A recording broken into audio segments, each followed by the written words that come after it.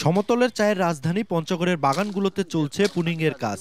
নতুন বছরে ভালো মানের চা পাতার আশায় গাছগুলোর মাথা ছেটে দিতে ব্যস্ত সময় পার করছেন শ্রমিকরা।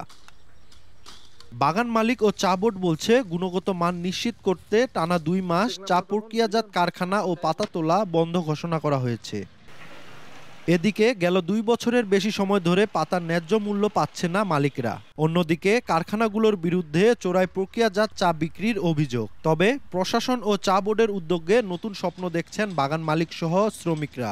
এটা আপনার ছাঁটাই করার ২ মাস আরো ২ মাস সময় লাগে। মার্চ মাসের দিকে পাতা আসবে। ছাঁটাই করলে চায়ের মানটা ভালো থাকে। আমাদের বাগানগুলো ছাঁটাই দিচ্ছি, প্রুনিং করছি এবং প্রুনিং করতে গিয়ে আমাদের অনেক খরচ হচ্ছে। তো আমরা আশা করব যে সামনের বছর যেন ভালো দাম পাই আমরা এবং আমাদের উৎপাদন ধরে রাখতে পারি। গেল মৌসুমে জেলায় ১,৭৯,০০,০০০ কেজি চা উৎপাদন হলেও চলতি মৌসুমে তা কমেছে বলে জানান চা বোর্ডের আঞ্চলিক কার্যালয়ের এই কর্মকর্তা। অনেক দেরিতে বৃষ্টি আসছে। দ্বিতীয় কারণ হলো যে সবুজ পাতার ন্যায্য মূল্য না পাওয়াতে কৃষকগণ তার আবাদ দিতে ঠিক ওইভাবে পরিচর্যা করেননি। সবুজ পাতার বিপরীতে যে ফিনিশ প্রোডাক্ট হয়েছে সবগুলোই আমাদের রেকর্ডে আসেনি।